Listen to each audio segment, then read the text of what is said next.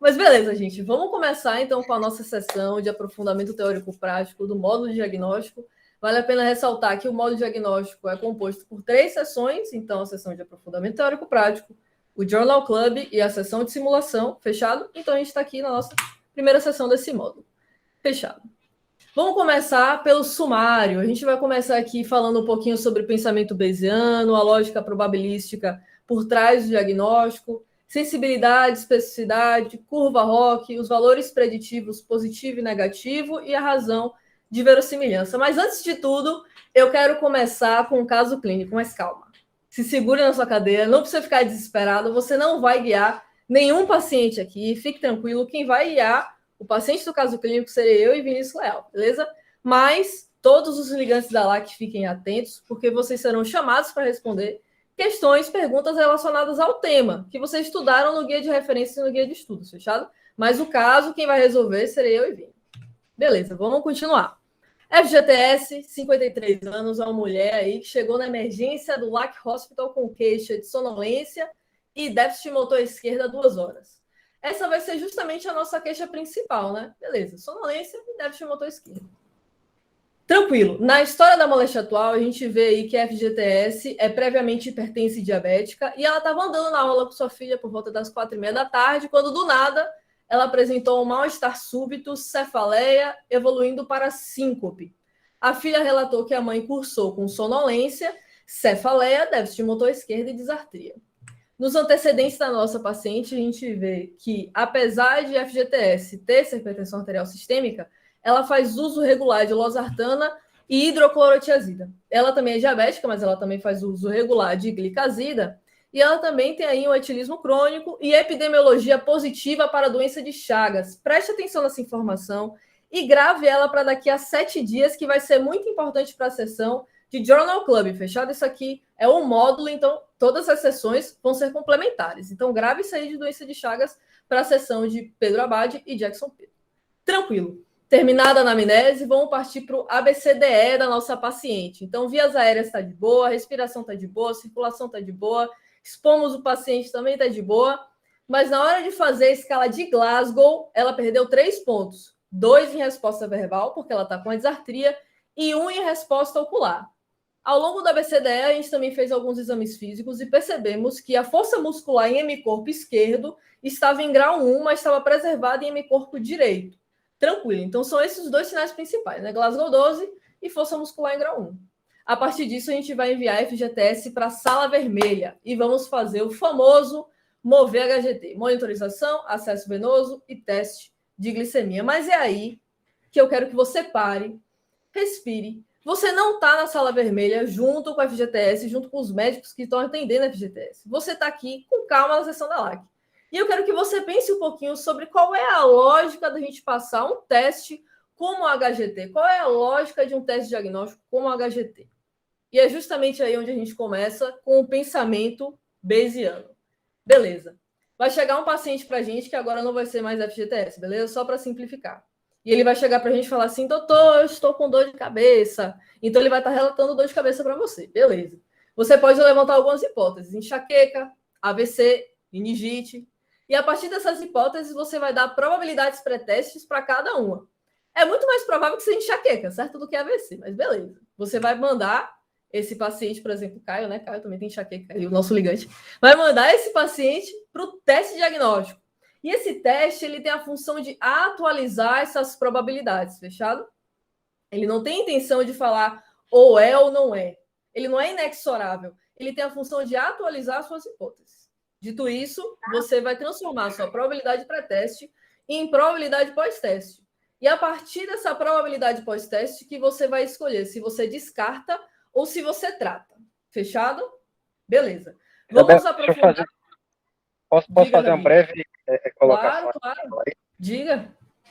Isso é uma coisa que a gente tende a pensar o teste, e isso é ensinado e vê no dia a dia, né? O teste diagnóstico só como o exame complementar em si, mas esse raciocínio, pessoal, de probabilidade pré-teste, pós-teste, você está fazendo ele o tempo todo.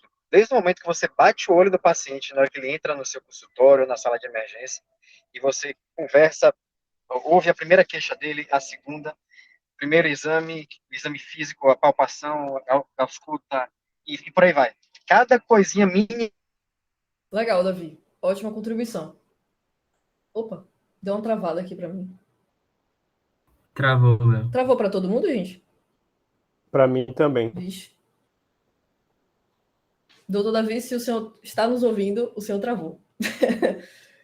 Poxa. E tava massa a fala dele. Isso que ele falou é massa porque... Aí, teoricamente, em alguns pontos mais cruciais, alguns nós ali de decisão, a gente vai ter isso objetivado, até mesmo em forma de scores, mas o tempo todo a gente está fazendo isso em medicina, né? Pré-teste, pós-teste, tomada de decisão, baseando-se em informações novas que vão chegando, né? Não necessariamente só exame complementar, mas desde o anamnese, exame físico, etc. Perfeito, doutor. Só para avisar, o senhor está com um delayzinho, então às vezes o senhor está travando, por isso que eu acho que eu falei aí no meio da sua fala. Mas não, ótima contribuição. Perfeito. Era justamente essa ideia que eu queria passar. Ótimo. Então vamos aprofundar, né, em cada passo desses momentos da probabilidade pré-teste, da probabilidade pós-teste, no próprio teste diagnóstico. Então vamos começar. Como é que a gente define, então, a probabilidade pré-teste? Como o Levi disse, né? Desde o início, a gente vai estar começando a pensar dessa probabilidade pré-teste. Primeiro, a gente vai analisar os sinais e sintomas desse paciente. E, a partir disso, a gente vai levantar as possíveis hipóteses, com base em 3 itens. Probabilidade, gravidade e responsividade. Probabilidade e prevalência da doença, fechado. Gravidade, a quantidade de sequelas que essa pessoa pode ter se a gente não tratar rápido. Por exemplo, parada cardiorrespiratória. Com um paciente com parada, ele morre muito rápido. Então é importante que a gente reconheça rapidamente, que a gente trate rapidamente, por conta do número de sequelas. Responsividade, um exemplo, hipoglicemia. É muito fácil de tratar hipoglicemia e muito fácil de reconhecer hipoglicemia, inclusive. Então é importante você levar em consideração esses 3 itens na hora de levantar essas hipóteses. Levantadas as hipóteses, você vai atribuir probabilidade de pré-teste para cada uma, com base na sua experiência e alguma evidência empírica. No caso do Dr. Davi, né, ele vai com base na experiência. Mas, no nosso caso, o ideal é a gente usar mesmo da evidência empírica, porque experiência nos falta um pouquinho. Mas, beleza. Dito isso, vocês têm que concordar comigo que algumas probabilidades pré-teste são mais altas do que outras, né? Então, por exemplo, herpes são uma probabilidade de pré-teste muito alta, se você vê a ferida ali. Em comparação, por exemplo, ao AVC, que não tem todos os sintomas ali apresentados, etc. Então, como é que a gente vai fazer esse diagnóstico com probabilidades pré-testes variando? Quando a probabilidade pré-teste é super alta, a gente vai fazer um diagnóstico com base no reconhecimento de padrões. Então, o melhor exemplo mesmo é herpes. Vai reconhecer o padrão e vamos tratar. Fechado. Acabou, simples, morreu aí.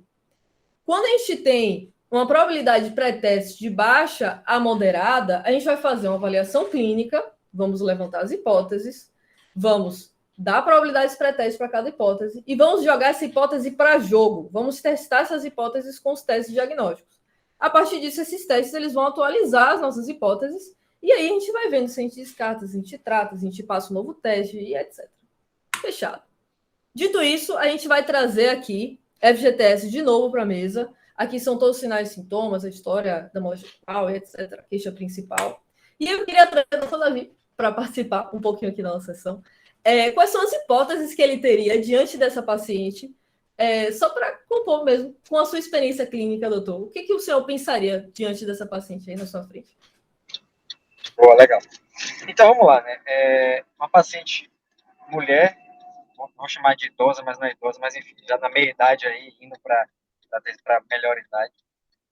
Etilista, doença de Chagas, hipertensão diabética, um quadro súbito, déficit motor à esquerda.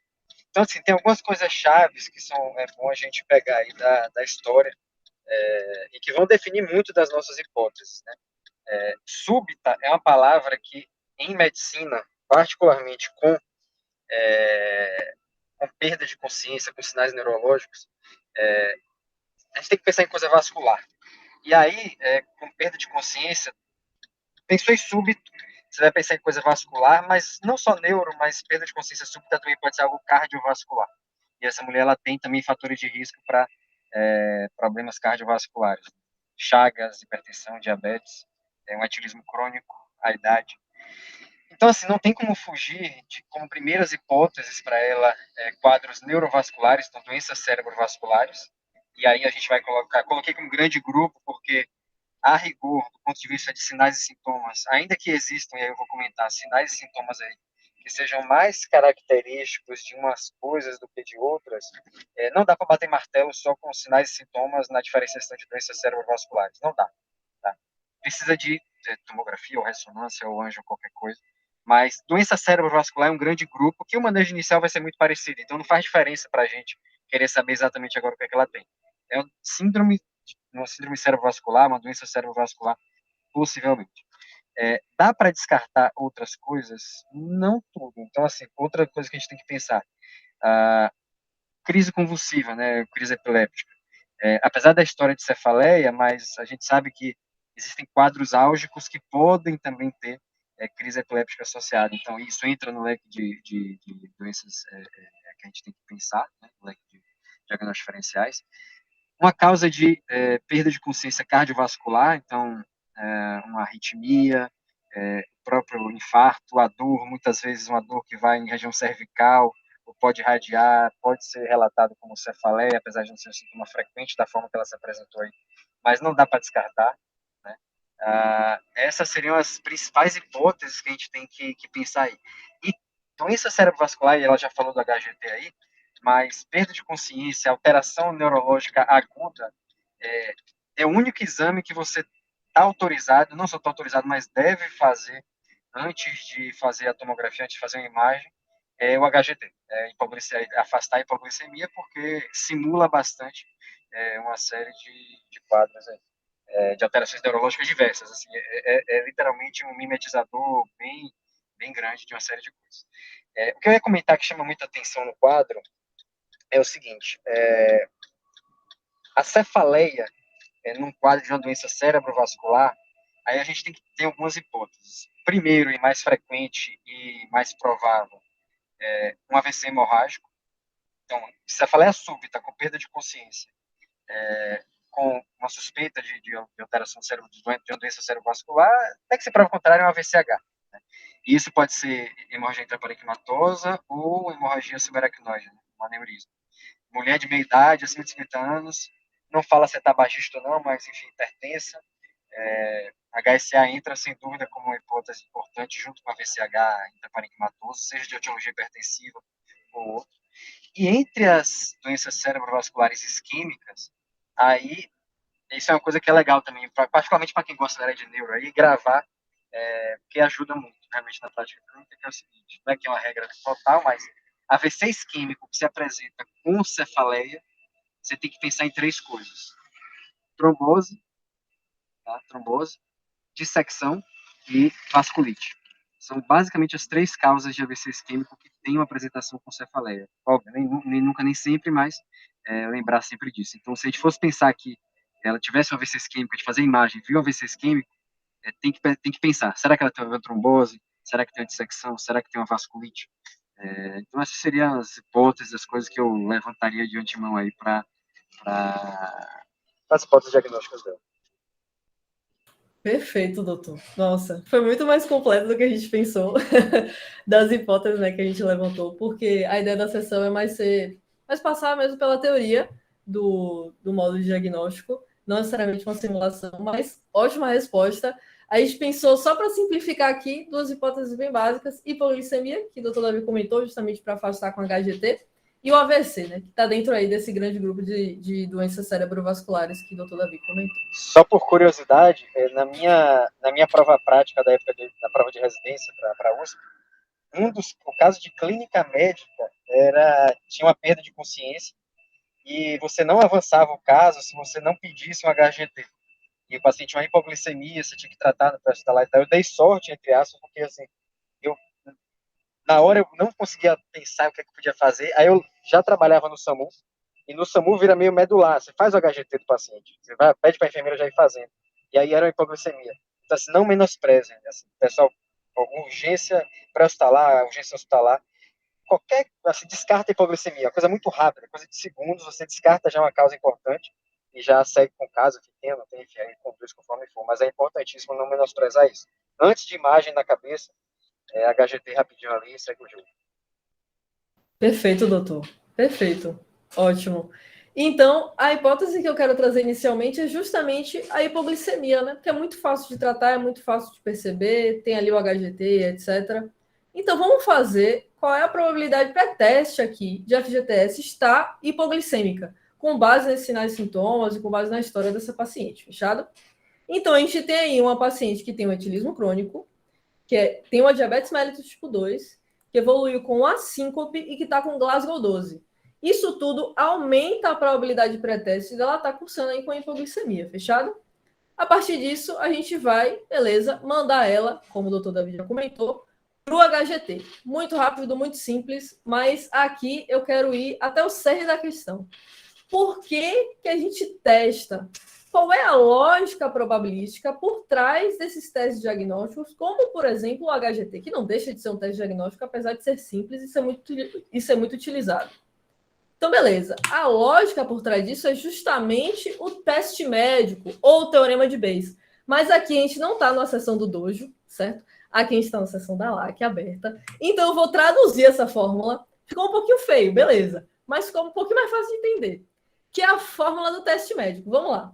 O teorema de Bayes, ele vai tentar te dizer a probabilidade pós-teste, dado que o paciente testou positivo, com base numa conta. Beleza. Que conta é essa? Vai ser a probabilidade pré-teste multiplicada pela verossimilhança, que pode ser, por exemplo, a sensibilidade do seu teste, dividida por uma probabilidade marginal, que vai ser justamente a probabilidade de ser um verdadeiro positivo ou ser um falso positivo. Beleza. Dito isso, eu quero que você saque qual é o mais importante desse rolê do teste médico. É a contínua atualização das probabilidades à medida que você passa novos exames. Então, seu valor pós-teste de hoje vai ser a sua probabilidade pré-teste de amanhã. Então, sempre tem essa contínua atualização. Basicamente, é justamente o esquema que a gente trouxe no início da aula, mas o esquema estava bem mais simplificado, bem mais didático do que essa fórmula do teorema de Bayes, fechado? Mas era isso aqui que eu queria que vocês pegassem, essa contínua atualização das probabilidades com base justamente nesse teorema de Bayes. Beleza. Dito isso, vamos partir para conceitos de fato aí, da medicina baseada em evidências, que são muito famosos, como sensibilidade e especificidade. Vamos lá. Mas antes disso, sempre quando a gente fala assim, sensibilidade e especificidade, aparece esse negócio desse quadrado. Então, eu quero que você aprenda esse quadrado, que você guarde esse quadrado no seu coração, olhe para ele e entenda ele, para que você consiga montar mentalmente, e assim você conseguir montar as fórmulas de sensibilidade, especificidade, os valores preditivos, etc. Então, vamos lá. Na horizontal aqui, a gente vai ter nesse mais ou menos branco se a pessoa tem ou não tem a doença, beleza? A gente olhou ali no fundo da fisiologia daquele cara e a gente percebeu que ele tinha ou não tinha a doença, beleza? E aí a gente vai aplicar o teste, como o caso do HGT. Aplicamos o teste. Quais são os possíveis resultados de um teste? Positivo ou negativo? Um teste simples de cotônio, beleza? Positivo ou negativo? Tranquilo. A gente pode ter um paciente que está doente e que o teste deu positivo, então é um verdadeiro positivo. A gente pode ter um paciente que não está doente e que o teste deu negativo, é o verdadeiro negativo. No entanto, a gente pode ter uma pessoa que não está doente e que o teste deu positivo, é o falso positivo. E a gente pode ter o contrário, né? Uma pessoa que está doente, mas que o teste deu negativo, então vai ser o falso positivo, ou o falso negativo, perdão. Então, guarda isso no seu coração, guarda esses nomes no seu coração, porque vai ser com base nisso que a gente vai montar as fórmulas de sensibilidade e especificidade mais adiante. Fechado? Verdadeiro positivo, falso negativo, verdadeiro negativo. Beleza, vamos lá. Sensibilidade é a capacidade do teste de dar positivo para aqueles que têm a doença. Esse é o conceito. A capacidade de dar um teste positivo, um resultado positivo para aqueles que têm a doença. E eu queria chamar a caloura Rebeca para montar a fórmula da sensibilidade aqui, com base nesse conceito, me falando aí o que tem no numerador, o que tem no denominador, com base nos seus estudos. Rebe, você está aí? Você pode responder essa pergunta? Sim. Beleza. Vamos. Para montar a fórmula de sensibilidade, vai ser os verdadeiros positivos sobre a quantidade de pessoas que realmente têm a doença, ou seja, os verdadeiros positivos mais os falsos negativos. Lindo! É justamente isso. Então, a fórmula da sensibilidade é verdadeiro positivo no numerador e a soma de todo mundo que tem a doença no denominador. Perfeito! Não podia ser melhor. Especificidade é a capacidade do teste de dar negativo para aqueles que não têm a doença. Queria chamar a caloura Aires aqui no mesmo movimento que a Rebeca fez, para montar a fórmula da especificidade para a gente, com base nesse conceito. Você está aí? Tô, meu bem, pois não, agora. Então, no numerador a gente tem os verdadeiros negativos e no denominador a gente tem uma soma dos verdadeiros negativos com os falsos positivos, que são os resultados que dariam para pessoas saudáveis. Perfeito. No caso, para pessoas que não têm doença. Perfeito. Não poderia também ser melhor. Processo bem feito, é isso aí. Ótimas caloras, muito bem. Vamos seguir, então, uma pergunta aqui para Luiz. Essa pergunta é um pouquinho mais difícil, né? Sabendo que o HGT tem uma sensibilidade de 41,56% e uma especificidade de 98,34%, o que se impacta na condução de FGTS, aí, que é o nosso paciente? Vocês estão me ouvindo Você bem? tá aí, mano? Estou ouvindo. Então, tá ótimo. Isso implica que a especificidade, no caso está muito alta, significa que o teste ele dificilmente vai dar positivo. Então, ele só vai dar positivo se o threshold que você escolheu estiver muito acima. Então, o que acontece? O teste muito específico, ele vai dar dificilmente vai dar um falso positivo. Então, na conduta clínica, esse resultado é interessante se for dar positivo. Então, um teste com uma especificidade alta, dando positivo, é interessante. Ele dando negativo não é tão interessante por conta dessa sensibilidade dele. Que ele dá negativo não necessariamente significa que o paciente não tem a doença. Então, eu acho que o que vale ressaltar mais desse exemplo que foi citado é que a especificidade é muito mais importante nesse caso do que a sensibilidade, por conta que, caso dê o resultado positivo, a chance dele realmente ter uma doença é muito grande, mas se der negativo, não significa que ele, dando negativo, você não pode descartar a doença com base nesse teste. Entendi. Perfeito. Vamos guardar um pouquinho essa discussão, certo? Do que é mais interessante para a gente decidir a prática clínica. Foi uma ótima resposta mesmo. Mas vamos guardar, porque mais adiante a gente vai ver qual é o melhor resultado no caso do HGT com o Vinícius Leal, fechado? Mas para responder essa pergunta, explicando justamente essa parada aí que o Luiz falou de threshold, o que é isso e tal, vamos entender qual é a utilidade de um teste altamente específico e de um teste altamente sensível. Vamos lá. Olhe para essas pessoinhas. A metade de cima, todo mundo está normoglicêmico. E a metade de baixo, todo mundo está hipoglicêmico. Beleza? Eu que disse. Foi eu que disse. Tá assim. Normoglicêmico e hipoglicêmico. Fechado. E aí a gente vai aplicar o HGT, que é a seta. O HGT virou a seta. Fechado. Essa seta vai ser o nosso teste.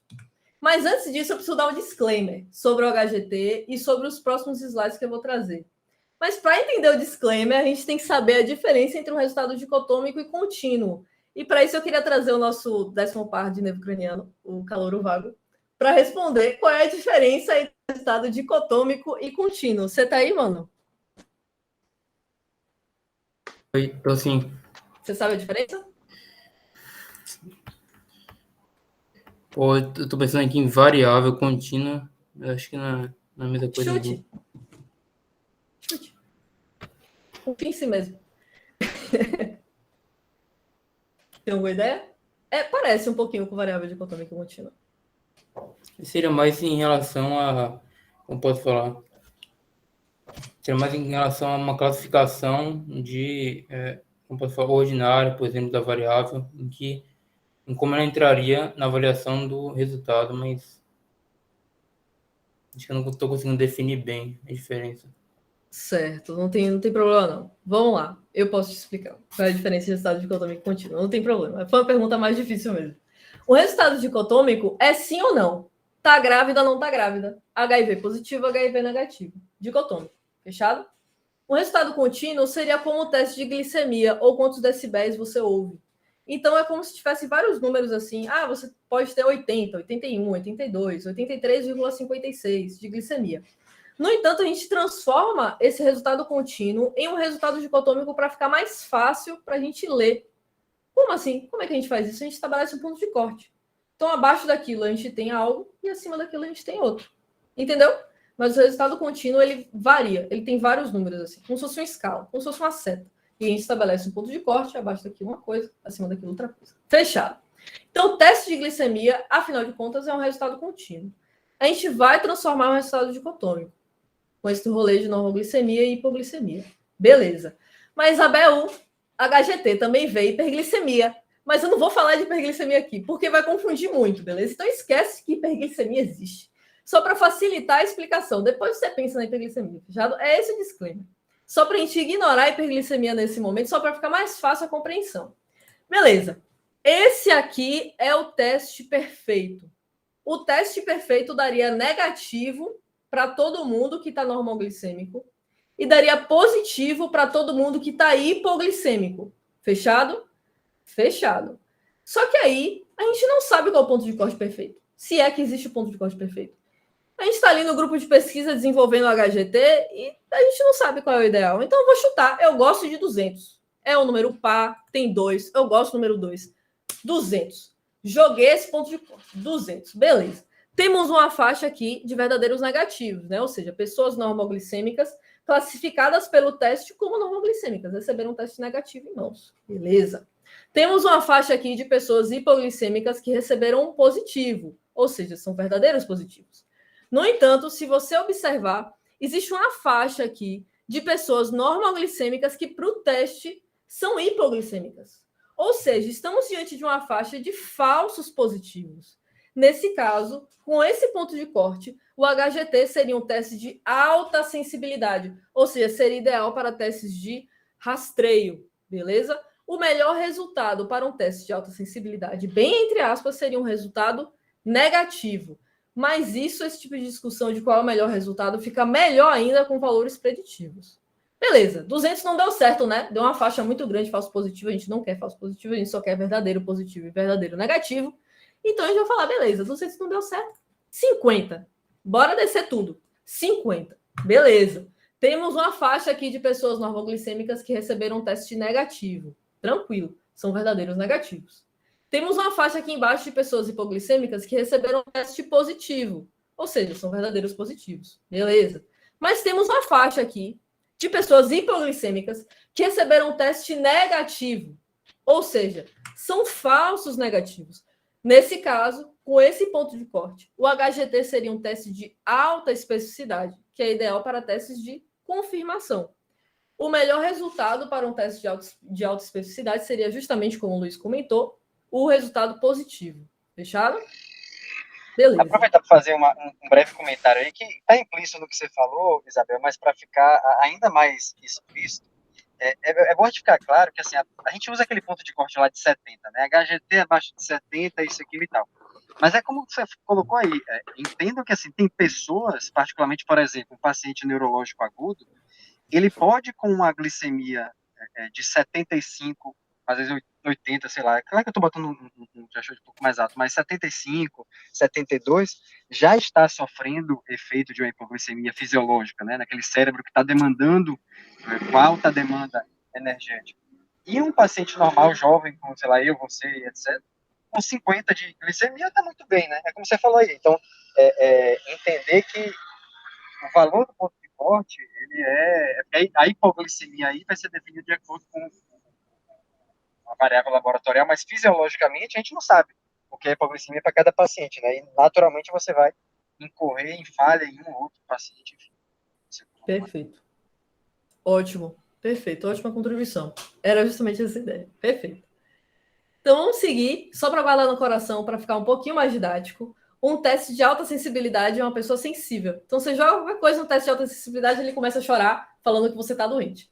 Já um teste de alta especificidade é como se fosse uma pessoa muito detalhista, sabe? Você precisa bater muitas metas para o teste de alta especificidade te dar positivo. Então é isso, guarda no coração. Alta sensibilidade é Fiuk e alta especificidade é esse meme do Japão. Beleza. Mas queria lançar uma pergunta aqui para Daniel. Entender o funcionamento da especificidade e da sensibilidade auxilia no desenvolvimento de um teste diagnóstico ali para a gente definir os pontos de corte e tal, ou ele vai nos ajudar, assim, de verdade, na prática clínica, mudando a conduta do paciente mesmo, a depender desses valores? Dan, tá Então, aí? né? Estou aqui. Esses testes, eles são testes de performance, né? Então, eles vão ajudar a gente a saber quando você quer usar um teste de triagem, quando você quer usar um teste para descartar uma doença, mas eles não vão ajudar a gente a saber a probabilidade de descartar um diagnóstico, né? Ou de confirmar um diagnóstico. Na prática clínica, então, seria ruim por isso. A gente precisaria do VPP e do VPN. Perfeito. Perfeito. Adorei a resposta. Ótima resposta. Isso aí vai ser justamente discutido com o Vinícius Leal. Você deu uma travada, por isso que eu demorei de te responder. Mas eu entendi o ideal da resposta. Agora eu queria lançar uma outra pergunta aqui na mesa para Murilo. O que a gente pode fazer para determinar o melhor ponto de corte para um teste como o HGT? Por isso, entenda assim, você está na posição de um pesquisador, né? Você está ali no grupo de pesquisa e tal, desenvolvendo aquele teste. Qual é a maneira sistemática para a gente definir o melhor ponto de corte para um teste como esse? Rapaz, o que eu penso, Isabel, é tipo, a gente tem que ter uma meta, se a gente vai querer pegar, assim, o mínimo de falsos positivos ou o mínimo de falsos negativos. E para determinar o melhor ponto de corte, seria a gente pegar vários cortes e, com os valores de sensibilidade e especificidade deles, aplicá-los na curva ROC e tentar saber, teoricamente, qual seria o melhor corte que a gente daria para esse exame. Perfeito. Ótima resposta. Acabou a sessão. Murilo terminou a sessão. É isso aí, mano. Perfeita resposta. A gente vai fazer uma curva ROC. Curva ROC assusta. Pelo menos me assusta. Beleza? Me assustou a primeira vez que eu vi uma curva ROC. Mas aqui você vai aprender como é que faz e como é que lê uma curva ROC. Vai ficar mais de boa. Vamos lá. Olhe para a curva ROC. Olhe para ela. Na ordenada a gente vai ter sensibilidade, certo? E na abscissa a gente vai ter menos especificidade. Então, para aumentar a sensibilidade, a gente precisa subir na curva ROC, certo? Aumentamos em sensibilidade. Para aumentar em especificidade, a gente precisa andar para a esquerda, beleza? Porque é o complementar da especificidade. Fechado. Dito isso, a gente vai traçar uma reta, uma linha tracejada, em que sensibilidade será igual a menos especificidade. O que isso significa? Se um teste cair aqui nessa linha tracejada, isso significa que a probabilidade da verdadeiro positivo vai ser igual à probabilidade da falso positivo. Ou seja, eu passar esse teste ou jogar uma moeda para cima, tanto faz. É como se eu estivesse apostando passando esse teste. Então, a gente quer tudo menos um teste nessa linha. Fechado? Essa linha vai funcionar mais como uma referência. Mas é importante ela existir na sua curva ROC. Beleza. A partir disso que começa a parte terrorista. A gente vai plotar os valores de sensibilidade e especificidade segundo os pontos de corte, como o Murilo já havia comentado. Então, você se lembra ali do nosso exame HGT com 200 de ponto de corte, e que a gente tinha um teste de alta sensibilidade? Fechado, a gente vai chamar aqui de teste A, né? Com alta sensibilidade, a gente perde um pouquinho de especificidade, porque é como se fosse, mas não é exatamente, uma balança. A gente ganha em um e perde outro. Fechado. Então, ganhamos em sensibilidade, mas perdemos em especificidade. Beleza? 50 de ponto de corte, um teste altamente específico, perdemos em sensibilidade, mas ganhamos em especificidade. De boa. Isso não é suficiente para a gente traçar uma curva, né? Então, eu vou botar 80. Um novo ponto de corte, mais ou menos ali no meio, né? Beleza. O teste C, ele tem menos sensibilidade do que A, mais do que B. E ele tem menos especificidade do que B, mais do que A. Então, ele está aí no meio termo, entendeu? Tá ali no meio do jogo. Beleza. Dito isso, a gente só vai juntar os pontos. Essa curva ROC. Acabou a curva ROC. Fizemos a nossa primeira curva ROC. Como é que lê uma curva ROC? O teste perfeito, ele tá aqui, como referência, fechado? O teste perfeito, ele tá ali. O que significa aquilo ali? 100% de sensibilidade, 100% de especificidade. Tranquilo. Aquilo ali vai ser a sua referência. Em uma leitura muito superficial, o melhor teste seria o mais próximo do teste perfeito, porque o teste perfeito não existe. Por mais que você tente, você nunca vai fazer o teste perfeito. Então, o melhor seria o mais próximo dele. Mas depende muito do seu objetivo enquanto pesquisador e enquanto desenvolvedor daquele teste. Então, se você quer um teste altamente sensível, para que você vai buscar o teste C, se você tem o A, que tem uma maior sensibilidade? Se você quer um teste altamente específico, para que você vai buscar o C, se você tem o B? Ah, mas o C está mais próximo do teste perfeito. Sim, mas depende muito do seu objetivo. Então, é assim que a gente vai ler a curva ROC enquanto pesquisador e enquanto médico também, né? Se a gente se deparar com curva ROC em algum momento da nossa vida. Beleza. Dito isso, eu quero voltar para a nossa paciente, que está lá na sala vermelha. A gente fez o nosso Mover HGT, monitorizamos acesso venoso, teste de glicemia, e agora os resultados chegaram. A gente está aqui diante do monitor de FGTS, em que a gente tem uma alta de frequência cardíaca, certo? Saturação de oxigênio está tranquila. Uma alta de frequência respiratória e ela também está hipertensa. Mas guarda essas informações que vai ser mais importante para a Vini. O que eu quero mesmo aqui agora é o HGT, esse teste de glicemia que chegou nas nossas mãos. Chegou esse teste e a FGTS não está hipoglicêmica, segundo o teste, porque ela está com 193, fechado? Mas, afinal de contas, esse teste é suficiente para a gente descartar a hipótese de que a FGTS está hipoglicêmica? Bem, essa função eu vou deixar para Vinícius Leal em valores preditivos. Tá compartilhando legal aí, galera? Apareceu aqui, mano. Pronto. Então, vamos lá. Como a Isabel bem disse, a gente talvez, tendo em mão somente a sensibilidade e a especificidade, a gente não vai, sensibilidade e especificidade do HGT, a gente não vai poder descartar assim, friamente a hipótese de hipoglicemia, mesmo a gente já sabendo o resultado. Para isso, para a gente ter um arcabouço teórico para afirmar com certeza que o paciente não está hipoglicêmico, a gente precisa de umas ferramentas que podemos utilizar, por exemplo, o VPP e o VPN. Então, Vini Raimundo, eu quero que você diga qual é a principal diferença entre os valores preditivos. E Vini, parou de compartilhar aqui a tela. Parou? Tá. Parou.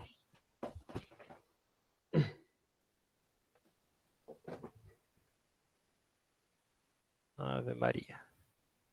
Acontece, né? Porque teve essa transição, porque quando você começa a mexer o slide, né? Tipo, fica muito mais fácil quando você está apresentando, né?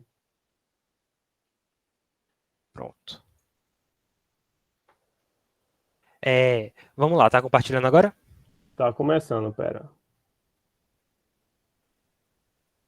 Agora foi. Foi? Beleza. Então, repetindo a pergunta. Vini Raimundo, eu quero que você diga qual é a principal diferença entre os valores preditivos e a sensibilidade e especificidade e diga por que é melhor para o nosso raciocínio clínico ou não, depende da sua opinião, a gente pensar em valores preditivos e não em sensibilidade e especificidade. Vamos lá, né? Então, a principal diferença é no denominador. O valor preditivo, ele trabalha com os totais de testes, ou seja, tipo, número total de pessoas que fizeram aquele teste. Quanto à sensibilidade, ela vai trabalhar com o número total de pessoas que têm, por exemplo, aquela doença. Então, acaba que o valor preditivo, ele diz aquela probabilidade de um teste positivo indicar que aquela pessoa atualmente tem aquela condição, tem aquela doença. O pensamento do valor preditivo negativo é o oposto, né? Tipo, a probabilidade daquele teste negativo indicar que aquela pessoa atualmente ela não tem aquela doença ou está saudável.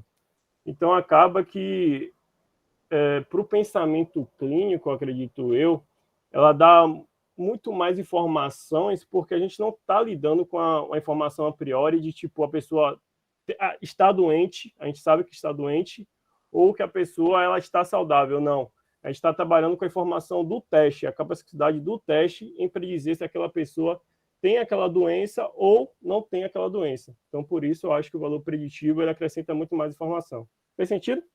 Fez sentido e está muito, muito certo. Então, como o Vini bem disse, o valor preditivo, agora falando do valor preditivo positivo, é a probabilidade de um indivíduo avaliado e com resultado positivo ser realmente doente. E vocês percebem como isso é diferente da sensibilidade, porque a sensibilidade estava partindo de um conceito a priori que nós, como médicos ou como estudantes de medicina, não vamos saber se o paciente está doente ou não. Ou seja, ele vai trabalhar somente com a população de doentes, sendo eles verdadeiros positivos ou falsos negativos. Já o VPP, ele vai trabalhar com o teste positivo. Ou seja, o paciente pode estar doente ou não, mas a gente vai trabalhar com o resultado dele, ou seja, somente quando ele dá verdadeiro positivo. E como a gente vai calcular, como o Vini bem disse, a gente vai dividir os verdadeiros positivos pelo total de positivos, sendo eles verdadeiros positivos ou falsos positivos. E além dessa característica que Vini disse, que a gente está pensando nos valores preditivos com a cabeça mais de teste, em vez de ter doença ou não ter doença, a gente vai ter outra. É que os valores preditivos vão ser influenciados pela prevalência da doença. Por quê? Porque conforme a prevalência da doença aumenta ou diminui, a proporção de pessoas doentes ou não doentes diferencia, muda, concordam comigo? Então, a proporção de verdadeiros positivos e falsos positivos também vai mudar. Então, outra característica muito importante é que a gente vai levar a prevalência junto com a gente para calcular os valores preditivos, seja ele positivo ou negativo. Então, isso dá um arcabouço teórico para a gente, uma segurança melhor de poder dizer se o paciente tem a doença ou não. Por quê? Como o Vini bem disse, se a gente não sabe se o paciente tem a doença ou não, então a gente não pode usar sensibilidade ou especificidade, e a gente tem em mãos também a prevalência da doença ao nosso lado, com os valores preditivos. Então, retomando, com o valor preditivo a gente vai pensar se o resultado positivo, a probabilidade de um paciente com resultado positivo ser realmente doente, e o valor preditivo negativo é a probabilidade de um indivíduo avaliado com resultado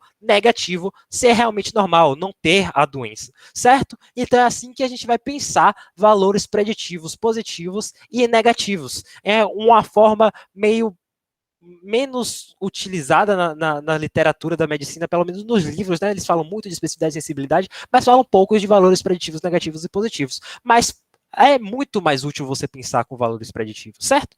Então, voltando para a FGTS, voltando para a nossa paciente com hipoglicemia ou não, sabendo que o HGT a gente é um valor aproximado, certo? Que eu calculei uma prevalência de 3,3% para pacientes diabéticos que usam a glicazida, que era o remédio que a paciente estava utilizando, tem um VPP de 48% e um VPN de 98%. Com essas informações, a gente fica muito mais seguro de descartar, sim, a hipoglicemia, certo? Então, é assim que a gente vai construir no nosso diagnóstico, descartando, descartando as hipóteses por meio de valores preditivos, que na nossa prática clínica, por muitas vezes a gente não sabe, mas é por isso que os livros dizem assim, a gente precisa desse teste para descartar tal, a gente precisa de tal teste para confirmar tal, porque esse cálculo está embutido por trás, ele só não é nos exposto normalmente na literatura. Então, essa é uma forma de a gente descartar a hipótese, certo? Mas existem várias outras. Beleza. A gente descartou a hipoglicemia, agora sobrou, qual eram as hipóteses de Isabel? Hipoglicemia e AVC, acidente vascular cerebral, certo? Agora a gente vai pensar como a gente vai calcular a probabilidade do paciente ter AVC. Vai utilizar como? Usando a razão de verossimilhança. E a razão de verossimilhança vai ser justamente uma ferramenta que vai alterar a nossa probabilidade pré-teste para a nossa probabilidade pós-teste para o AVC nesse caso. Então, a gente vai calcular a chance, que é a razão de verossimilhança, dos sinais e sintomas, dos exames que a gente fez no paciente, para modificar, assim, a probabilidade basal dela, a probabilidade pré-teste, para a probabilidade pós-teste da paciente ter o AVC ou não. E eu disse uma coisa, razão de verossimilhança é uma chance. E o que é chance? Tá, e você pode me ajudar nessa? Qual a diferença entre chance e probabilidade? Certo. Então, a probabilidade, ela é a divisão do número de eventos possíveis pelo espaço amostral. Perdão. É o número de eventos ocorridos pelo espaço amostral. E o espaço amostral é o número de eventos possíveis. Já a chance, ela é a divisão dos eventos que você ocorreu, dividido pelo complementar daquele evento. Então, por exemplo, em uma probabilidade que eu tenho 10 resultados totais e 4 são positivos, o cálculo vai ser 4 sobre 10. Já a chance vai ser 4 sobre 6, porque o denominador vai ser 10 menos 4, o complementar dos eventos ocorridos. Certo, muito bem, Thay. Então, vou sintetizar o que você disse aqui, simplificando. Primeiro, probabilidade. Probabilidade eu vou exemplificar na corrida de cavalos. Vamos dizer que a gente está apostando lá no Country Club em São Paulo, no cavalo roxo, cavalo marrom, cavalo amarelo, cavalo equitérico aqui. Então, a gente não sabe muito de cavalo, então para a gente a probabilidade deles ganharem é igual. Então a gente pode ter várias maneiras de representar a probabilidade, e a probabilidade é o que a gente mais conhece, 33%, 1/3 de probabilidade, 0,33. Beleza. Mas o que é chance? Uma razão de probabilidades. Mas quais probabilidades? A probabilidade do evento que a gente quer que ocorra, nosso cavalo ganhar, dividida pela probabilidade do evento que a gente não quer que ocorra, os outros cavalos ganharem. Então, vai ser simplesmente P dividido por 1 menos P, porque aqui, nesse caso, é complementar. Beleza? Porque a chance a probabilidade, perdão, de você não ganhar é subtraída. É o resultado da probabilidade de que você ganha menos 1, certo? Então vai ficar 0,33, que é a probabilidade de você ganhar, dividido pela probabilidade que você não tem de ganhar, que é dos outros cavalos ganharem. Então, o que eu quero que fiquem na cabeça de vocês é que chance é uma razão de probabilidades. E a gente, partindo desse conceito, eu vou pedir a ajuda de Jack aqui para a gente montar a fórmula de razão de verossimilhança. Tendo na cabeça que razão de verossimilhança positiva é a chance de um paciente doente testar positivo. Então, Jack, vamos lá. Qual é a probabilidade que a gente quer em cima? Qual é a probabilidade que a gente quer alcançar? Você sabe dizer? No caso, para a gente conseguir testar a verossimilhança positiva, seria pensar nessa possibilidade, né? Que realmente vai ser aquela questão, está até mostrando, na verdade, ali, enfim, que é a questão de o paciente realmente testar positivo e subtrair de 1. No caso, o módulo. Vai ser 1 menos a possibilidade. Beleza. Eu vou organizar aqui o que você disse para sintetizar e deixar mais didático para o pessoal. Primeiro, como eu falei, razão de verossimilhança é uma chance. E o que é chance? Uma razão de probabilidades. E qual é a probabilidade que a gente quer? Qual a probabilidade que a gente espera encontrar de um paciente que tem a doença dar positivo, como o Jack bem falou? E qual é a probabilidade que a gente não quer de um paciente que tem a doença dar negativo? E como é que a gente vai calcular isso? A primeira probabilidade a gente já sabe, sensibilidade. E a segunda, a de baixo, que vai ficar no denominador, é o quê? 1 menos especificidade, porque vai ser complementar. Porque a especificidade é justamente a probabilidade de um paciente que não tem a doença dar negativo. Então, qual é o complementar do paciente? Qual é o complementar do paciente não ter ter a doença e dar negativo? 1 menos a especificidade, certo? Então é assim que a gente vai calcular a razão de verossimilhança. É essa chance que a gente tem, certo? Então, a gente também vai ter a razão de verossimilhança negativa, que é a chance de um paciente normal testar negativo. Então sempre a gente está pensando em chances, beleza? Então vai ser assim que a gente vai calcular a razão de verossimilhança positiva e a razão de verossimilhança negativa, como estão dessas fórmulas aqui bem explicadas. Beleza? Então, expliquei para vocês como a gente calcula e tal, mas não expliquei como a gente usa. Expliquei como funcionava VPP, VPN, como a gente utiliza, mas não expliquei para vocês como a gente utiliza a razão de verossimilhança, certo? Então, a gente tem duas maneiras. Primeiro, é transformar tudo em chance, porque a gente não pode calcular chance com probabilidade. Então, a gente tem nossa probabilidade pré-teste, que a gente teria que transformar ela em chance pré-teste, para multiplicar pela razão de probabilidade ou razão de verossimilhança, e aí a gente vai chegar numa razão pós-teste, que a gente teria que numa chance pós-teste, perdão, que a gente teria que transformar novamente em probabilidade pré-teste. Vocês percebem quanto cálculo que a gente ia ter que fazer? Dá muito trabalho. Então, chegou um cara, Fegan, que facilitou muito o trabalho da gente, que criou justamente essa tabelinha aqui. E como a gente faz? A gente vai colocar um pontinho na nossa probabilidade pré-teste, certo? Que vai ser 10%, por exemplo, aqui. E a gente vai colocar um pontinho na nossa razão de verossimilhança, nesse caso aqui, positiva, beleza? Então, a gente vai colocar o pontinho. E a gente vai traçar uma reta que tem que cruzar esses dois pontos e vai dar como resultado, na última escala aqui, a nossa probabilidade pós-teste, sem a gente ter que fazer aquelas transformações todas que eu expliquei antes, certo? Sem a gente precisar um bocado de matemática doida. Não, a gente só vai utilizar o nomograma de Fegan. Beleza. Mas voltando para a nossa paciente, voltando para a FGTS, quais são os passos que a gente faz clinicamente? Primeiro, é definir essa probabilidade pré-teste. Então, vamos lá, que você é uma enciclopédia humana, você leu todo o up-to-date e sabe que a prevalência de AVC na população mundial é de 0,7%. A gente vai utilizar essa probabilidade pré-teste? Não, porque a gente não está trabalhando com essa população. A gente está trabalhando com a população de pacientes que têm sintomas neurológicos importantes. E qual é a probabilidade, qual é a prevalência de AVC nessa população? 10%. Beleza? Então a gente definiu nossa probabilidade pré-teste. Qual é o próximo passo? Calcular a razão de verossimilhança dos sintomas que a paciente demonstrou, demonstrou e nos exames que a gente fez também. Então, fui pesquisando e descobri que esse pacotinho aqui maior que 45 anos, nossa paciente sem histórico de crise, acabei de perguntar ela aqui do lado, ela disse que nunca teve crise na vida. Os sintomas surgiram a menos de 24 horas, surgiu 16h30, né, que a gente viu, ela estava passeando na orla e tal. A glicose, Bel mediu, tá entre 60 e 400 miligramas, e ela tem uma hemiparesia à esquerda, pode ser à direita ou à esquerda, mas ela tem uma hemiparesia. E isso vai nos dar uma razão de verossimilhança, eu calculei com as fórmulas que a gente aprendeu anteriormente, de 31. E a gente vai calcular, sim, usando o nomograma de Fragan, nossa probabilidade pós-teste, que dá de 78%.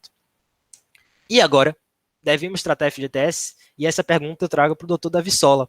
Qual seria a conduta agora? A gente já pode tratar com uma probabilidade pós-teste tão alta assim, doutor? Como eu falei, um grande problema das doenças cerebrovasculares é o seguinte, que a gente não fez imagem ainda aí, né? Então, assim, e a gente está falando de descarto de hipoglicemia, estamos suspeitando de AVC. Agora, como que vai tratar depende da imagem, porque se vai ser isquêmico ou hemorrágico, a gente não sabe. Não sei se era bem essa resposta que vocês queriam, mas... Exatamente essa resposta. A gente tem que pensar que essa escalinha aqui de descartar, fazer um novo teste para mudar a nossa probabilidade pós-teste, que, como o Bel disse, vira uma probabilidade pré-teste e vai ser modificada pelo esse novo teste, ou então tratar, vai ser variável, conforme o doutor Davi Sola bem disse, da gravidade da doença, a gravidade do tratamento. Se for AVC hemorrágico, a gente trata de forma completamente diferente de um AVC isquêmico. Então, se o tratamento para AVC isquêmico, inclusive, pode piorar um AVC hemorrágico. Então, essa escala que a gente tem que tratar é bem maleável. Então, a gente tem que ter muita certeza nesse caso. A gente tem que ter uma probabilidade pós-teste muito alta para começar o tratamento. Então, a gente vai cair nessa meiuca aqui, nesse vão, nesse indeterminado, que a gente vai precisar fazer um novo teste para aumentar... diga. Continua, quando você concluir, eu complemento. Para aumentar, então, e chegar na probabilidade pós-teste tão alta que a gente vai ter que tratar esse paciente, ou então reduzir a probabilidade pós-teste para algo tão baixo que a gente vai ter que descartar essa hipótese. Então, é esse o pensamento que a gente deve ter. Agora pode falar, doutor. Boa. Então, só complementando aí, ainda nessa questão da entre aspas, relativização de diagnóstico em relação a tratamento, primeiro que, assim, a gente nunca tem uma certeza absoluta, nunca vírgula, né, mas muitas vezes, na maioria das vezes na nossa prática clínica, a gente não tem uma certeza absoluta dos diagnósticos. A gente apenas avança nas probabilidades pós-teste até um ponto em que a incerteza seja baixa e não faça muito sentido você não tratar como se fosse aquela doença. Você aumenta a probabilidade pós-teste até que ela seja suficientemente alta para que compense risco-benefício do tratamento. Então, em algumas situações, o inverso também vai acontecer. Então, por exemplo, não necessariamente, nesse lado aí do tratar, a probabilidade pós-teste, ela não tem que estar necessariamente lá acima de 50%, ou acima de 80%, 90%, nem mesmo acima de 50%, né? Vou dar um exemplo bem prático disso. Num cenário de um nódulo suspeito de tireoide, em que você tenha uma hipótese, uma possibilidade, né, uma probabilidade pós-teste de uma malignidade no nódulo de tireoide, e essa probabilidade seja em torno de 30%, 40%, veja, é mais provável que não seja do que seja, mas considerando o risco que é alto de uma doença dessa e os problemas relacionados a isso, e a relativa segurança de você fazer uma hemitireoidectomia, ou mesmo uma tireoidectomia total, claro, com segurança, com uma equipe boa, um bom cirurgião, etc., e repor uma levotiroxina para o resto da vida, você não precisa ter uma probabilidade pós-teste acima de 50%, por exemplo, para você indicar uma cirurgia de tireoide. Não porque você tenha certeza que é câncer, mas porque, olha, o risco-benefício, eu não quero pagar para ver com 40% de chance de ser câncer. Eu prefiro operar, tira esse negócio fora, repõe minha levotiroxina se precisar, já está suficiente para eu aceitar o risco-benefício da conduta. Ainda que minha probabilidade seja até maior de não ser, mas compensa o risco-benefício. Então, não vai existir um número mágico, aqui você descarta, aqui é novo teste, aqui trata. Você vai lidar com probabilidades, o que você, em cada cenário clínico, vai aplicar. Vale a pena, não vale, os valores do paciente, custos, etc. E aí, novamente, a gente volta, né, àquelas origens da MBE.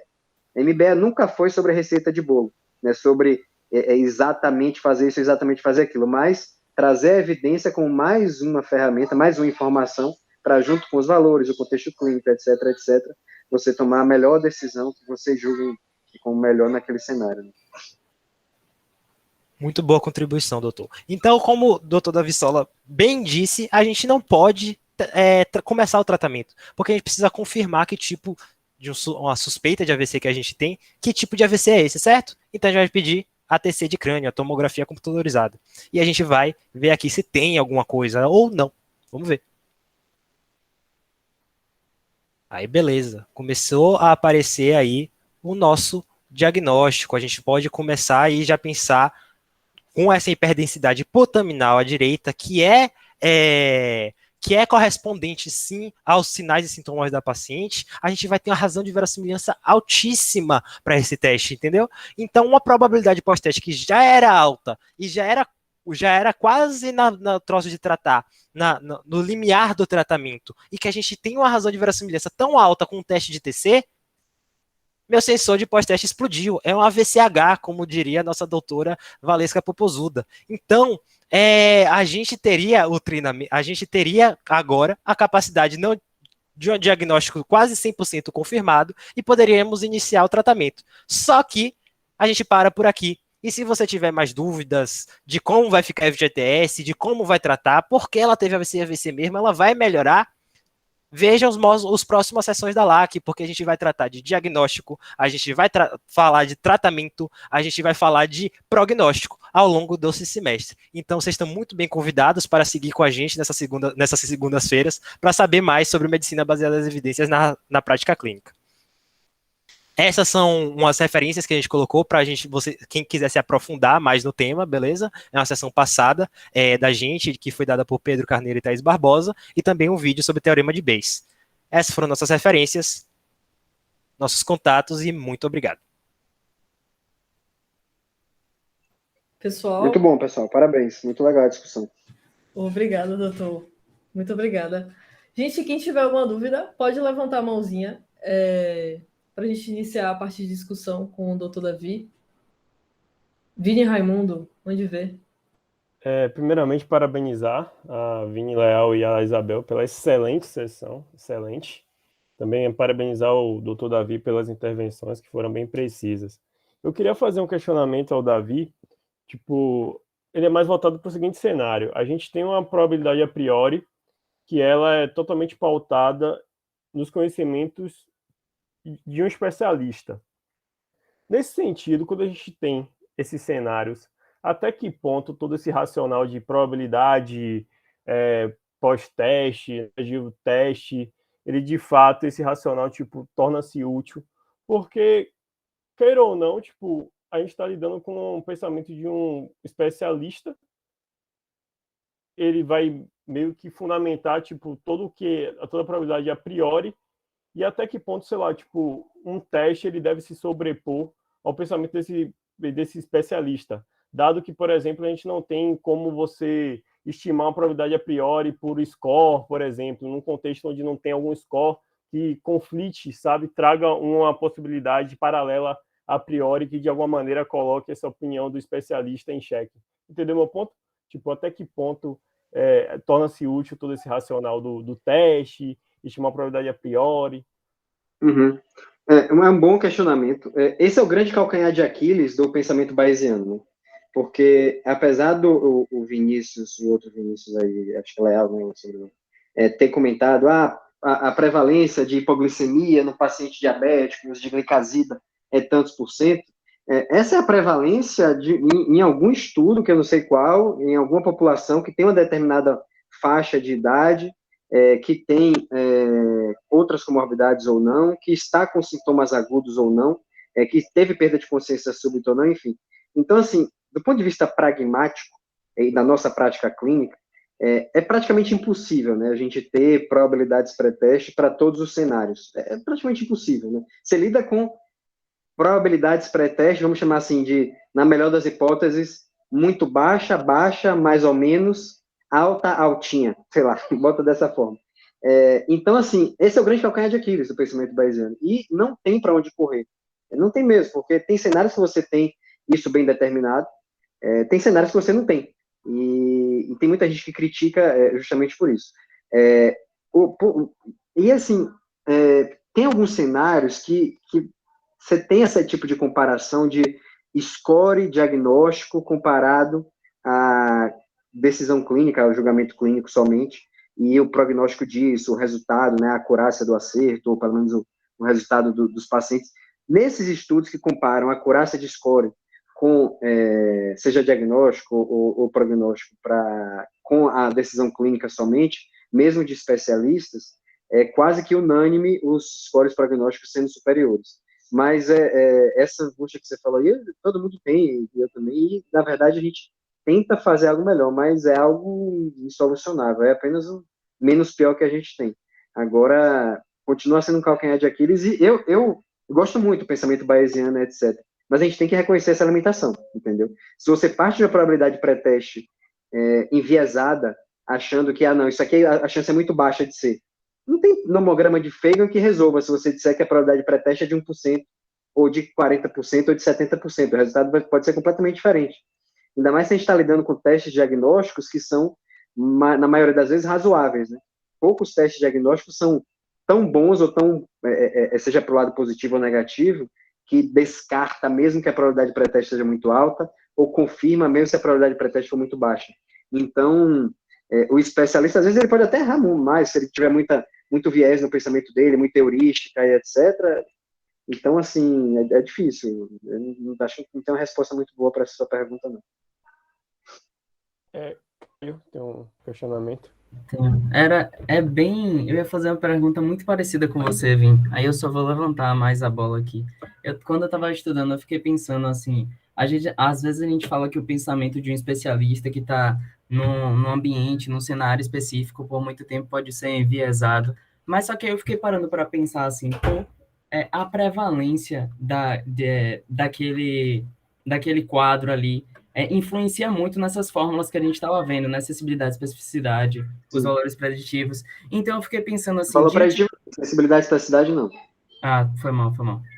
Aí, diante desse cenário, assim, de um cenário específico, o cara tem a experiência de trabalhar naquele ambiente por muito tempo. Esse viés que a gente chama de viés, porque a gente está considerando que ele vai generalizar para um todo. Mas só que esse conhecimento desse ambiente por muito tempo talvez seja melhor, ou seja, o feeling dele de especialista seja melhor para aquele ambiente do que um estudo, como o senhor estava falando, que foi feito em outro lugar, com outras condições. Talvez a demanda sei lá, de um caso específico. Por exemplo, no lupus a gente vê muito lupus, tanto que a gente fica imaginando, não é nada demais lupus, a gente vai encontrar lupus a rodo. Mas, na verdade, não, é porque lá é um serviço especializado e aí está sendo tudo canalizado para lá. Então, tipo, quem já está trabalhando lá tem esse feeling mais rápido, e se o aluno for trabalhar em cima de teste e em cima só do que está vendo em um estudo, que é um outro ambiente, ele pode acabar vacilando, né? Então, essa questão de viés, você tem que pensar bem. Viés em relação ao quê? Você está analisando o quê? Porque senão o jogo vira completamente. Eu achei isso muito legal. Assim, nem 8 nem 80, né? Nem achar que qualquer informação de estudo é melhor do que o feeling, como você chamou, de qualquer especialista, e nem o contrário, nem achar que a sua experiência sempre vai ser melhor do que as evidências da literatura. É uma resposta meio, entre aspas, cretina, mas em cada contexto pode ser melhor o dado do estudo, em alguns contextos pode ser melhor a experiência do cara que está ali. E, assim, a experiência conta, não é que, porque a maioria dos trabalhos que comparam scores com julgamento clínico, os scores vencem, que o julgamento clínico não tem nenhum valor, a experiência não tem nenhum valor. Tem valor, né? Isso está bem demonstrado, a gente sabe disso. Tem um livro muito bom, eu terminei de ler recentemente, não tem alguns poucos meses, mas que é o Blink, do Malcolm Gladwell. Não sei se vocês já leram. O autor é famoso na área de heurística do pensamento também, viés e tal. O nome do livro é Blink. E Blink é porque é o piscar de olhos, né? E aí o livro dele, a tônica do livro é mostrando como que funciona esse feeling, esse pensamento intuitivo. E ele, claro, ele traz o contraponto do problema das heurísticas, quando você faz uma decisão rápida e etc e tal, mas ele mostra também em que tem situações que ele funciona, por que funciona e etc. Então, assim, faz o contraponto também para também não demonizar o julgamento clínico como se fosse uma coisa completamente sem valor, que não é, né? Mas pesar as duas coisas, diversos cenários, incertezas. Show, Thaís Barbosa. Tá com a mão levantada mesmo. Sim, eu tenho uma pergunta no sentido assim que eu entendo muito claramente a utilidade do pensamento bayesiano e dessas questões quantitativas, do valor do VPP, do teste, do VPN, enfim, numa situação de pesquisa, numa situação em que, por exemplo, quer se elaborar um guideline, né, para colocar ali a melhor escolha para um teste diagnóstico, uma determinada situação, aí eu utilizo essas informações, esses dados quantitativos, para chegar a qual teste eu escolheria em cada situação, né, que ocorre na clínica. Só que eu tenho uma dúvida. Assim, para o clínico, no dia a dia dele, essa interpretação quantitativa de uma probabilidade pós-teste, por exemplo, para o clínico chegar naqueles 78%, é viável, ocorre em alguma situação, ou a tendência é mais a gente só seguir o que está estabelecido no guideline e conhecer esses conceitos para saber de onde essas informações vieram? Assim, deu para entender a minha pergunta? Deu sim. A verdade é que, assim, na prática clínica, poucos cenários clínicos estão bem estabelecidos esses números. Né? Então, assim, o grande exemplo que existe, qual é? Certamente, pense em um cenário clínico em que tem score para diagnóstico e para pensar se vai começar a tratar ou não vai. É um dos primeiros que o nego geralmente cita. TEP, exatamente. Né? Score de Wells. Aí faz o score de Wells, não sei o que e tal, se é baixo risco, se é alto risco, etc. Quando está bem estabelecido e enraizado, digo, ensina muito, o pessoal bate muito na tecla, é prático para fazer? Não é um bicho de 7 cabeças. Você pegar ali um score de diagnóstico, aplicar, tem uma informação, é baixa probabilidade, é alta, vou pedir dedimer, não vou tratar, vou anticoagular, não vou.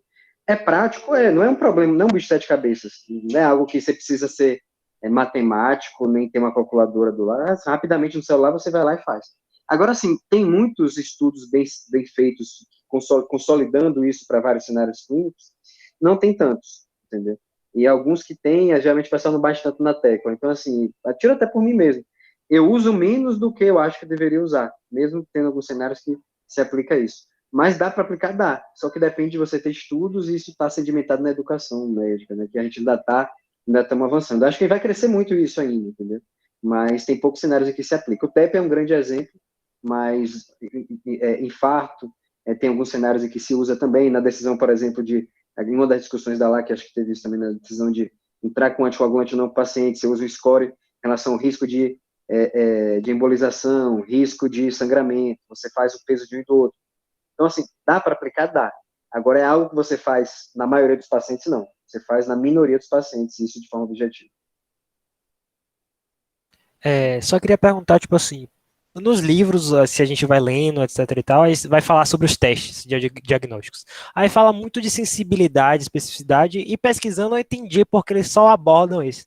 Porque é muito mais fácil de calcular e é uma certeza muito mais tranquila de você botar num livro. Mas eu fico preocupado com a má interpretação desses sinais e que leva muita gente a acreditar que aquilo dali vai ser a nossa certeza, né? Um teste muito sensível, rastreio, um teste muito específico, confirmação. Então, o que, tipo assim, uma pergunta meio assim de o que você faria, né? Mas o que você faria, tipo, para mudar isso? O que você acha que seria a solução para essa má interpretação? Porque eu vejo, tipo assim, eu interpretava errado até recentemente. É algo que que é muito enraizado na nossa cultura, né? De sensibilidade e especificidade, pela facilidade de entender o que é. Assim, ó, sinceramente, eu acho que se tivesse lá a informação só de razão de verossimilhança, ao invés de sensibilidade e especificidade, o entendimento ia ser muito pior, tá? Ia ser muito pior, ninguém ia entender, minha impressão, da forma que está hoje o ensino em relação a esse tipo de conceito, ia ser um pouco pior, entendeu? Com sensibilidade e especificidade, traz a informação completa? Não traz. Mas é de todo ruim? Não é de todo ruim.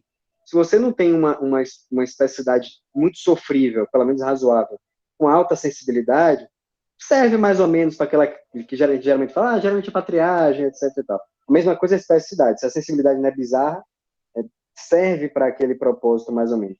Agora, sim, para melhorar isso aí, é mais estudos mostrando que usar, assim, com scores diagnósticos, mostrando que isso é melhor do que o julgamento clínico somente, tendo informações para cenários clínicos generalistas, não cenários clínicos muito específicos, que não vai servir para muitos pacientes, entendeu? Mas acho que é isso aí, não vejo muito como fugir disso aí, não. Jogadora, Dan.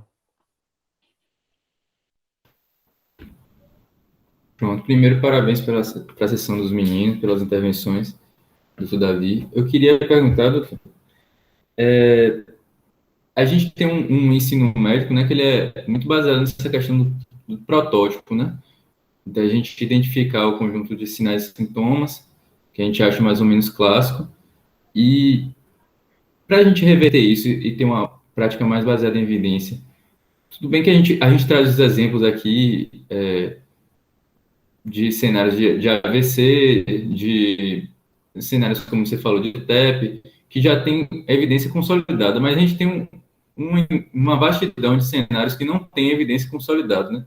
Então, como é que a gente vai reverter esse paradigma da educação médica e em que conhecimento a gente, que é aluno, a gente deve confiar? Se é no conhecimento que está consolidado lá do livro ou se é no, não sei, no conhecimento da literatura que a gente achar... Cortou para mim aqui.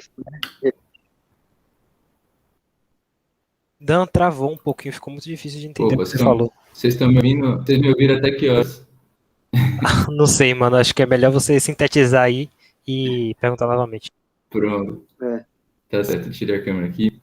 Não, o que eu quero dizer é assim, a gente tem um conhecimento médico que é baseado em protótipo, né?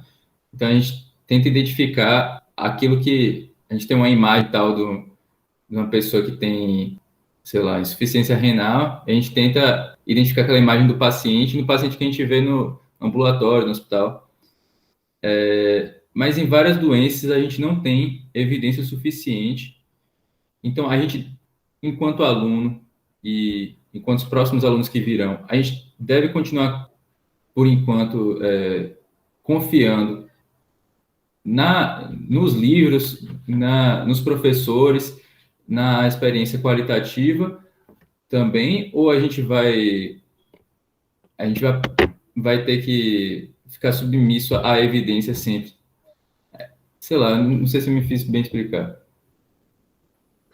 Eu não sei se eu entendi bem a pergunta, mas, assim, a resposta à sua pergunta, ela passaria necessariamente pelo seguinte, que você falou aí da questão das síndromes, né, dos protótipos dos casos e tal, mas veja, não valorizar isso, essas grandes síndromes, passaria por a gente achar ou supor que você avaliar cada sintoma ou cada achado de exame físico isoladamente, de forma separada, teria mais valor, teria mais capacidade preditiva do diagnóstico do que a síndrome em si.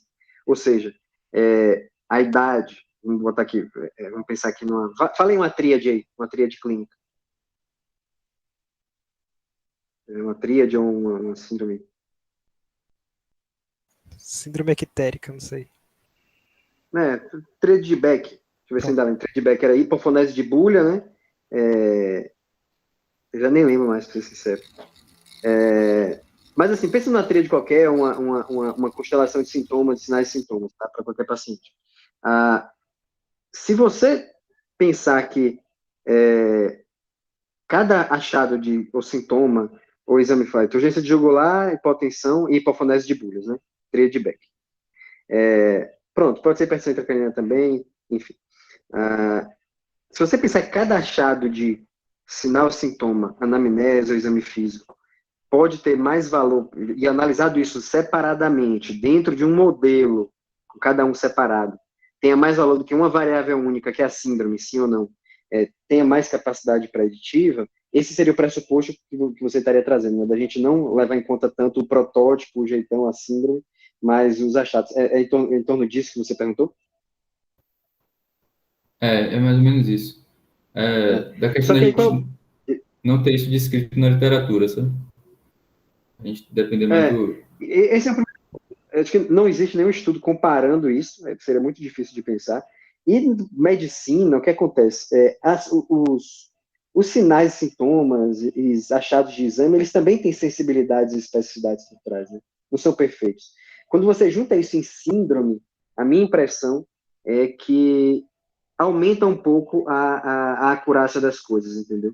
Porque quando você junta certos achados juntos, ou bate com um cenário que é comum na prática clínica, e o que é comum é comuníssimo, o que é raro é raríssimo, ou se bate uma coisa estranha, você fala, bicho, preciso rever isso aqui, porque isso não pode ser o que eu estou pensando. Exemplo, um paciente adulto que está anisocórico conversando. Eu não vou pensar que essa anisocoria é por hipertensão intracraniana. O cara, quando está anisocórico por hipertensão intracraniana, por lesão de massa, ele está no bico do urubu, ele está morrendo, entendeu? Outra coisa, há um paciente com fígado com hepatomegalia, o fígado lá 4 ou 5 centímetros rebordo costal. Eu vou achar que esse fígado grande, ele é por insuficiência cardíaca, se esse paciente não tiver edema de membros inferiores, não tiver outros sinais e sintomas de uma insuficiência cardíaca, eu não vou, porque o cara não tem, o cara com hepatomegalia por insuficiência cardíaca, ele não tem isso isoladamente. Um cara com anisocoria por hipertensão intracraniana não tem isso isoladamente. Um paciente que tem um Glasgow, vamos pensar no Glasgow, né? Resposta ocular, verbal e motora. Ele pode ter, está descerebrando, né, para os calouros aí, descerebrando é uma postura motora patológica, ele está com extensão, é uma postura que o cara está muito mal, ele tem lesão de tronco cefálico. Ele não pode estar descerebrando e ele está com abertura ocular espontânea. Não existe isso, entendeu? Então, assim, quando você junta em grandes síndromes, eu acho que a sensibilidade, a especificidade, a acurácia da classe médica, dos médicos, né, ela é maior quando você junta as coisas em síndromes. Porque você, ao juntar em síndromes, você vai na direção de quê? Tentar explicar os sinais e sintomas por uma mesma causa. Aquela coisa da navalha de Ockham, né? Buscar o mínimo possível de pressupostos que justifiquem aquele quadro que você está identificando, entendeu? Então, assim, eu não conheço nenhum estudo desse, mas eu acho que se a gente fosse comparar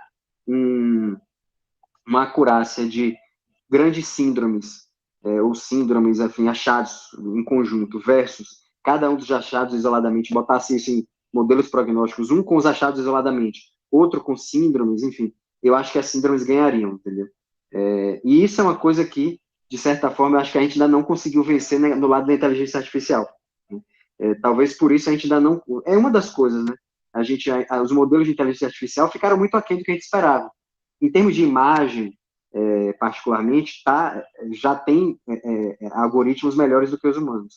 Mas em termos de diagnóstico, decisão clínica, a gente mal engateou nisso aí, né? Em parte porque não é fácil você realmente olhar um quadro clínico, não, dizer isso aqui faz sentido, isso aqui eu vou meio deixar de lado porque não está batendo, não tenho tanta certeza disso. Então, eu acho que é um pouco por aí, entendeu?